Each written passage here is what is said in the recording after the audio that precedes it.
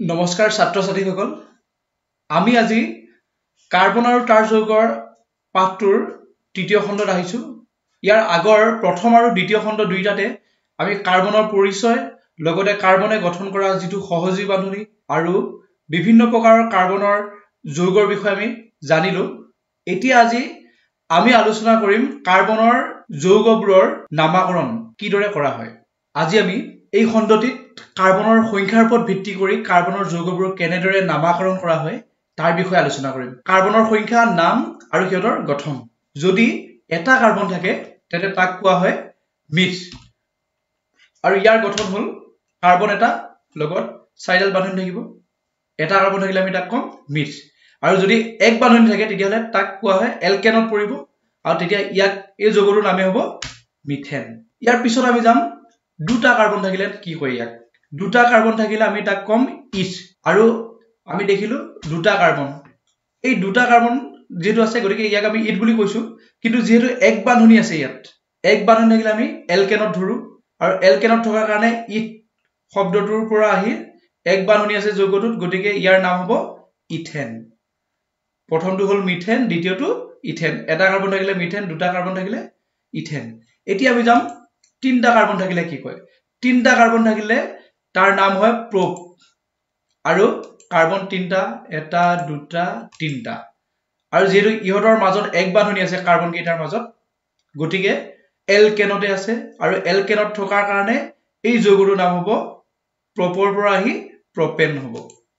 তেনেদৰে কাৰ্বন চাৰিটা থাকিলে বিউটো আৰু বিউটো কাৰ্বন যেটো চাৰিটা এটা দুটা তিনটা চাৰিটা কাৰ্বনৰ গুটেই কেইটাৰ মাজত এক বান্ধনী আছে এলকেনত আছে গতিকে ইয়াৰ নাম হ'ব বিউটেন এনেদৰে এটা কাৰ্বন থাকিলে মিথেন দুটা থাকিলে ইথেন তিনটা থাকিলে প্ৰপেন চাৰিটা থাকিলে বিউটেন একেদৰে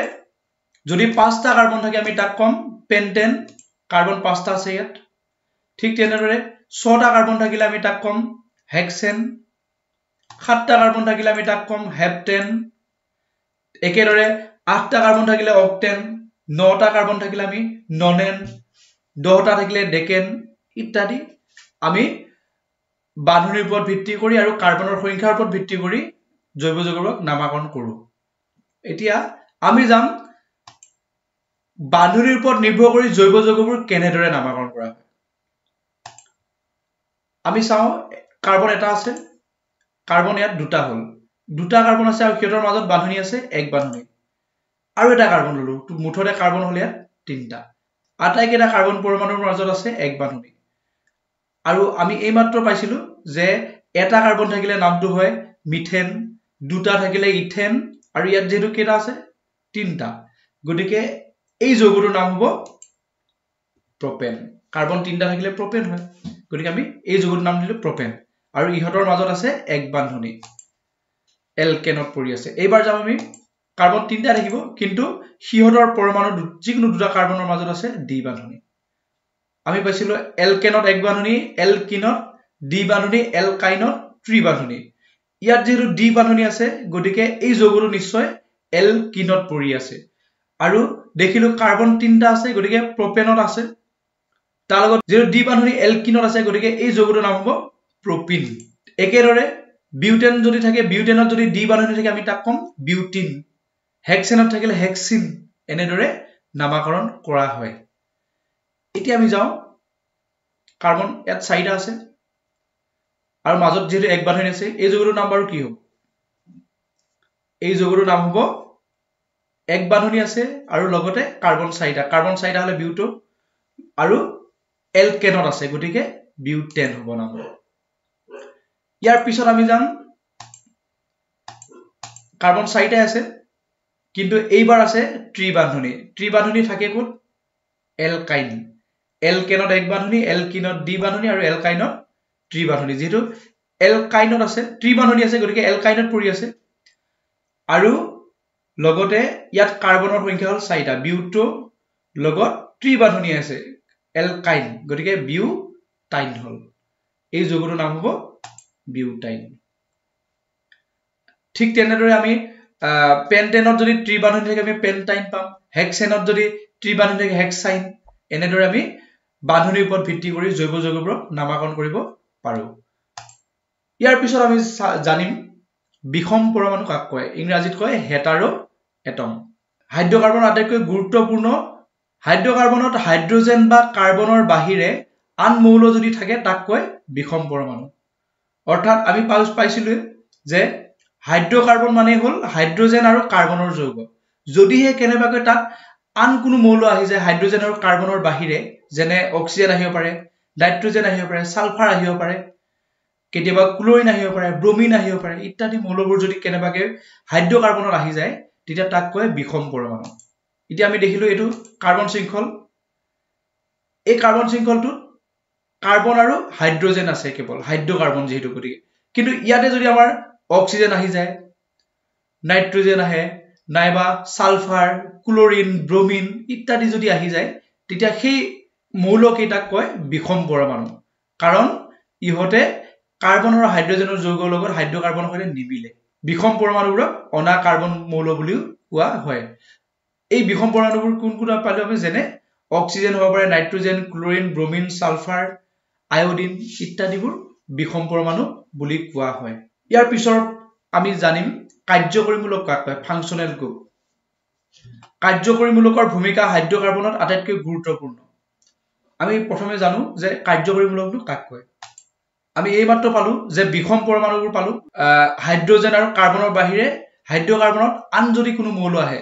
অক্সিজেন নাইট্ৰোজেন সালফাৰ ইত্যাদিবোৰ এই পৰমাণুবোৰ কেতিয়াবা কি হয় বিষম পৰমাণুবোৰ কেতিয়াবা অকলশৰীয়াকৈ থাকে বা কেতিয়াবা থুপ বানি থাকে হাইড্ৰকাৰ্বনৰ ধৰ্ম সলনি কৰে কেতিয়াবা এচিডৰ ধৰ্ম দেখায় কেতিয়াবা ক্ষাৰকীয় ধৰ্ম দেখায় ইত্যাদি এই গুটেবোৰ পৰিঘটনা ঘটে কেৱল কাৰ্যকৰীমূলকৰ উপস্থিতিত এতিয়া আমি জানিম যে কাৰ্যকৰীমূলক কেই প্ৰকাৰ আছে কাৰ্যকৰীমূলকক পাঁচ ভাগত ভাগ কৰা হৈছে প্ৰথম কাৰ্যকৰীমূলকটো হল হেলোজেন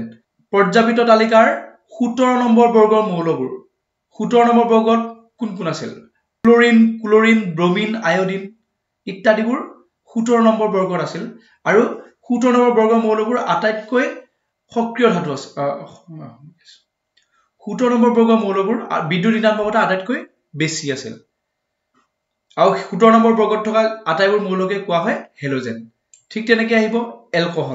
এলকহল যিটো কাৰ্যকৰীমূলক আছে তাৰ সংকেত হল OH এলকহল আমি সদ্যহতে ব্যৱহাৰ কৰি থাকো আমাৰ খাদ্য খোৱাৰ পৰা ধৰি খুৰা ঔষধি বিভিন্ন ক্ষেত্ৰত আমাৰ এলকহল আমাৰ দৈনন্দিন জীৱনত সদ্য ব্যৱহৃত এটা যৌগ এলকহল কাৰ্যকৰীমূলকৰ সংকেতটো হল OH এক বান্ধনি থাকিব OH আৰু শেষৰ কাৰ্বনত থাকিব আৰু এলকহল যদি থাকে আমি তাৰ শেষৰ উচ্চাৰণটো কৰিম অল যেনে এলকহল যদি আমাৰ ইথেনত থাকে আমি তাক কম ইথানল বিউটেনত থাকিলে বিউটানল প্ৰপেনত থাকিলে প্ৰপানল এনেদৰে উচ্চাৰণ হয় এতিয়া আমি যাম পিছৰ কাৰ্যকৰীমূলক এলডিহাইডৰ সংকেতটো হল এটা কাৰ্বন অক্সিজেন এটা হাইড্ৰোজেন এটা এনেদৰে অকলশৰীয়াকৈ থাকিব আৰু এই এলডিহাইড সংকেতটো সদায় শেষৰ কাৰ্বন শৃংখলৰ একেবাৰে শেষত থাকে আৰু এলডিহাইড যদি সংকেতটো হাইড্ৰকাৰ্বন শৃংখলত থাকে তেতিয়া আমি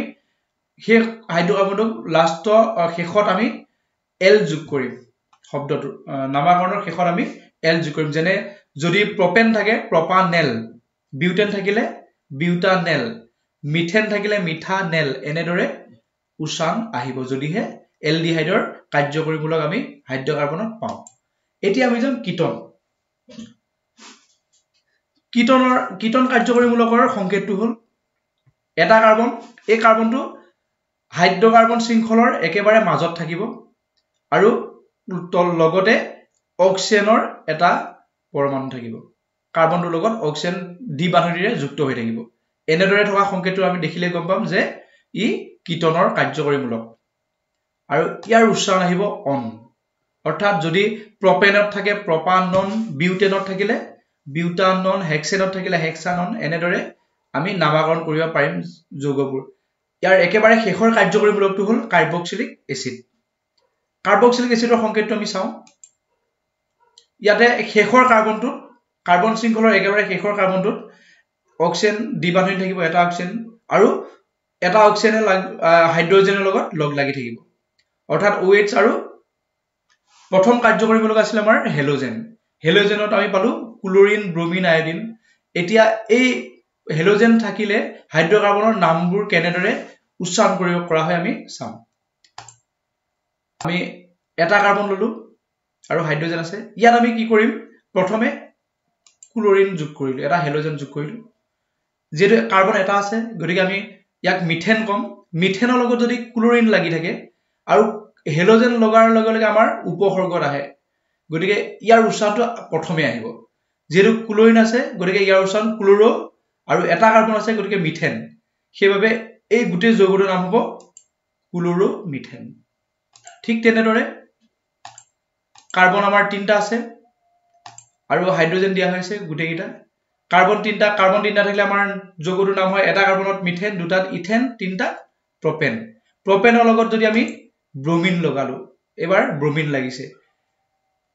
তেতিয়াহলে এই যৌগটোৰ নাম হ'ব ব্ৰোমিনৰ উচ্চাৰণটো আগত আহিব গতিকে ব্ৰোমো প্ৰপেন কাৰ্বন তিনটা আছে গতিকে তাৰ কাৰণে প্ৰপেন আহিল আৰু ব্ৰোমিন থকাৰ কাৰণে ব্ৰোমো আহিছে এতিয়া একেদৰে তোমালোকে তলত দিয়া যৌগ দুটাৰ নামাকৰণ কৰি কমেন্ট সেকশনত লিখি দিবা প্ৰশ্ন নম্বৰ আৰু উত্তৰটো এই দুটা যৌগৰ নাম তোমালোকে কমেন্ট সেকশনত লিখি দিবা ইয়াৰ পিছত আমি যাম এলকহল এলকহলৰ সংকেতটো হল OH এটা এলকহল যদি থাকে আমি তাক কেনেদৰে নামাকৰণ কৰো আমি শিকিম এটা কাৰ্বন আছে হাইড্ৰজেন তিনটা বহিল আৰু এই খণ্ডটোত আমি হাইড্ৰক্সাইড অৰ্থাৎ এলকহলৰ যেটো সংকেত আমি বহালো তেতিয়া যেটো এটা কাৰ্বন আছে গতিকে মিথেন আৰু লগত এলকহলৰ শেষৰ উচ্চাৰণ আহে অল গতিকে এই যৌগটোৰ নাম হ'ব মিথেনৰ লগত অল আছে গতিকে মিথানল ঠিক তেনেদৰে আমি কাৰ্বন তিনটা পাইছো কাৰ্বন তিনটা থাকিলে প্ৰপেন হ'ব প্ৰপেনৰ লগত যদি আমি হাইড্ৰক্সাইড লগাই দিও OH এলকহলৰ সংকেতটো তেতিয়াহলে ইয়াৰ নাম হ'ব প্ৰপানল ঠিক তেনেকে বিউটেনৰ লগত থাকিলে বিউটানল পেন্টেনৰ লগত থাকিলে পেন্টানল হেক্সেনৰ লগত থাকিলে হেক্সানল ইত্যাদি এতিয়া তোমালোকে তলৰ প্ৰশ্নটাত যি দুটা যৌগ দিয়া আছে যৌগটাৰ নাম কমেন্ট সেকশনত লিখি দিবা ইয়াৰ পিছত আমি যাম এলডিহাইড এলডিহাইডৰ সংকেতটো এইটো আমি দেখিলো এটা কাৰ্বন আছে আৰু এই কাৰ্বন শৃংখলৰ একেবাৰে শেষত থাকিব এইটো অক্সিজেন এটা আৰু হাইড্ৰজেন এটা ভাগ কৰি থাকিব এলডিহাইডত আমি কেনেদৰে নামাকৰণ কৰো চাও এটা কাৰ্বন ললো যেটো অক্সিজেন আহিব গতিকে ইয়াত দ্বি বান্ধনী আহিছে OH এটা কাৰ্বন থকা কাৰণে এনেদৰে বহিল যেটো এটা কাৰ্বন আছে ইয়াৰ নাম হ'ব মিথেন মিথেনত যেটো এলডিহাইডৰ সংকেত লাগি আছে গতিকে ইয়াৰ নাম হ'ব মিথানেল এলডিহাইডৰ সংকেত থাকিলে আমি তাৰ উচ্চাৰণ এল গতিকে মিথেনৰ লগত থকা কাৰণে মিথানেল ঠিক তেনেদৰে আহিব আমাৰ কাৰ্বন তিনটা আছে আৰু একেবাৰে শেষৰ কাৰ্বনটো চাৰিটা কাৰ্বন ললো আমি একেবাৰে শেষৰ কাৰ্বনটোত এলডিহাইডৰ সংকেত লাগিছে অক্সিজেন এটা ভাগ কৰি আছে আৰু হাইড্ৰজেন এটা ভাগ কৰি আছে তেতিয়াহলে এই যৌগটোৰ নাম হ'ব এতিয়া কাৰ্বন যেটো চাৰিটা আছে গতিকে বিউটেনৰ লগত এলডিহাইড লাগি আছে ইয়াৰ উচ্চাৰণ এল আহিব গতিকে এই যৌগটোৰ নাম হ'ব বিউটানেল ঠিক তেনেদৰে এলডিহাইডৰ কাৰ্যকৰীমূলক যদি ইথেনৰ লগত থাকে তেতিয়াহলে হ'ব ইথানেল প্ৰপেনৰ লগত থাকিলে প্ৰপানেল হেক্সেনৰ লগত থাকিলে হেক্সানেল এনেদৰে নামাকৰণ হ'ব এতিয়া তোমালোকে তলৰ যৌগ দুটাৰ প্ৰশ্ন নম্বৰ দি হিয়তৰ নামাকৰণ কৰি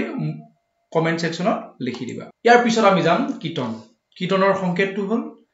কাৰ্বন এটা একেবাৰে মাজৰ কাৰ্বনটোত এটা অক্সিজেন লাগি থাকিব আৰু অক্সিজেন দ্বি বান্ধনীত থাকিব এতিয়া আমি যাম কিটনত থাকিলেনো যৌগবোৰৰ নামাকৰণ কেনেদৰে কৰা হয়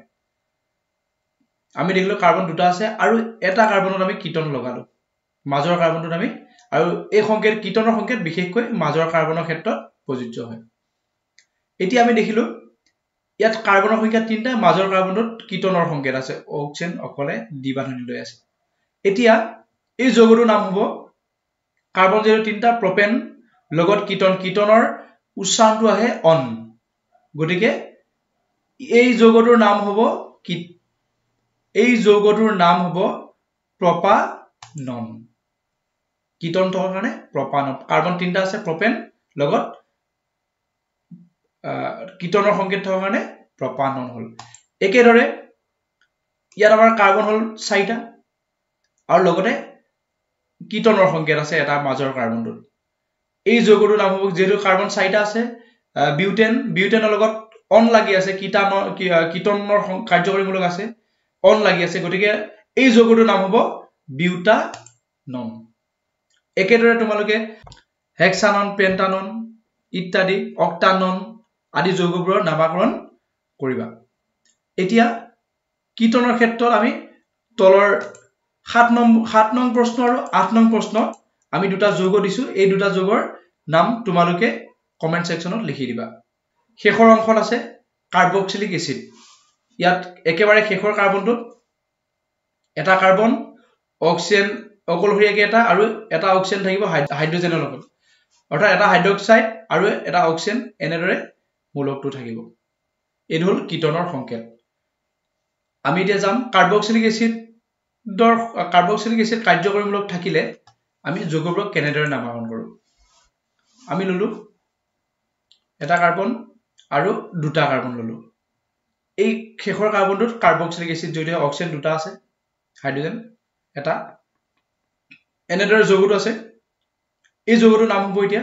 কাৰ্বন যেটো দুটা গতিকে ইথেন আছে আৰু তাৰ লগত যেটো কাৰ্যকৰীমূলক আছে কাৰ্বক্সিলিক এসিডৰ কাৰ্যকৰীমূলক থাকিলে ইয়াৰ উচ্চাৰণ হয় ওইক এসিড গতিকে এই যৌগটোৰ নাম হ'ব ইথানোইক এসিড ঠিক তেনেদৰে আমি যাম এই যৌগটোৰ ক্ষেত্ৰত কাৰ্বন তিনটা আছে আৰু কাৰ্যকৰীমূলক আছে কাৰ্বক্সিলিক এসিডৰ অক্সিজেন এটা আৰু হাইড্ৰক্সাইড এনেদৰে আছে গতিকে